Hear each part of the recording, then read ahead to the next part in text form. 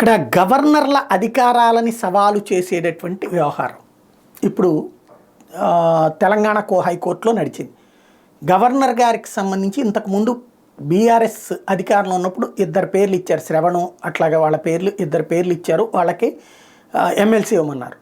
అది ఇవ్వకుండా governor decision తీసుకోకుండా ఆపేశారు. ఈలోపు ఆ ప్రభుత్వం దిగిపోయింది, ఈ ప్రభుత్వం వచ్చింది. కోదండరాం వీళ్ళకి ఆ గవర్నర్ కోటా కింద ఇచ్చారు, వీళ్ళకి కన్ఫర్మ్ చేశారు. దాన్ని స్టే ఇచ్చింది కోర్టు. ఇప్పుడు ఇరుపక్షాల వాదనలు వినేసింది. ఇప్పుడు పాయింట్ ఏంటంటే హైకోర్టు తేల్చాల్సింది గవర్నర్కి డిస్క్రిషనరీ పవర్ ఉందా లేదా, ప్రభుత్వం ఎవరి పేర్లు ఇస్తే వాళ్ళకి చెయ్యాలా, ప్రభుత్వం చెప్పినటువంటిది ఏ ఏ నిబంధనలు అయితే చెప్పిందో ఆ నిబంధనల ప్రకారం నిజంగా ఉన్నట్టా లేనట్టా, గతంలో వాళ్ళు లేరా ఇప్పుడు వాళ్ళు లేరా, అప్పుడు కోర్టులు జోక్యం చేసుకోవచ్చు. అసలు గవర్నర్ల అధికారంలో న్యాయస్థానాలు జోక్యం చేసుకోవచ్చా, ఇది తేల్చాల్సి ఉంది. తీర్పు అయితే రిజర్వ్లో పెట్టింది కాబట్టి ఏం తేలుతుందో చూడాలి.